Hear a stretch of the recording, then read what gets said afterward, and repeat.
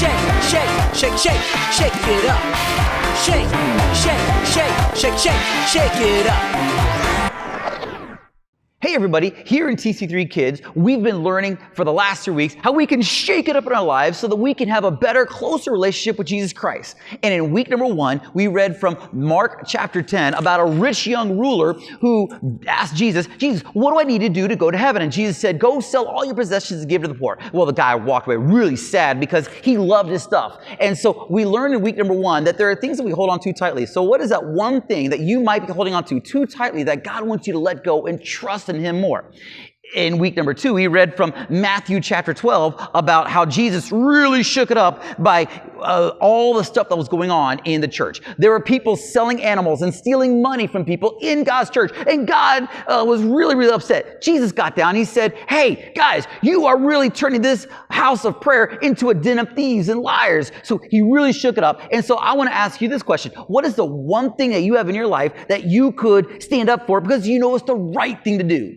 And last week, in week number 3, we opened up our mystery box and we found jelly beans. That's right, all these jelly beans. Because we wanted to make sure when we read from Mark chapter 12 that some people have a lot of stuff and some people only have a little bit. But it doesn't matter how much you have, you can be a huge blessing. Sometimes when you have less stuff, the more you give, the more cheerful you can be. So what is that one thing that you might not think you have much of, but you can be a huge, magnificent blessing for others? So today, we're going to open up for the last time our mystery box. And so I'm going to shake it up right now. And families, I want you to guess what you think's inside.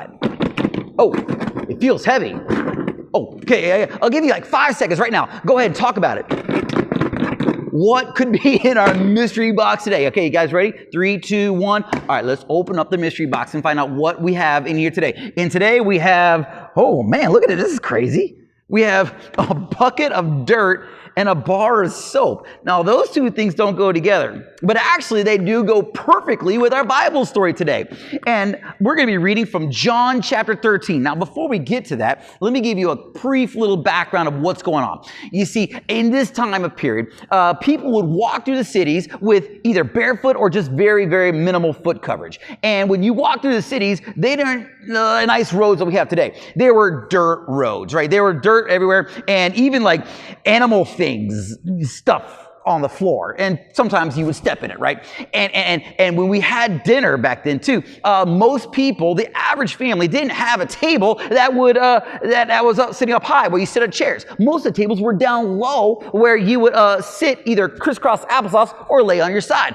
But here's the problem: you see those dirty feet in those dinner tables, they don't mix, because when you got a taco in one hand, eating like this, you might have a foot up in your nose in this way. You're just like, oh, that's nasty. Oh, I get trying to eat my taco, I get this dirty, nasty foot in my face. So, let's start from there. Now, in John chapter 13, starting at verse 4, it goes like this. Jesus got up from the dinner table. He took off his outer clothing and wrapped a towel around him around the waist.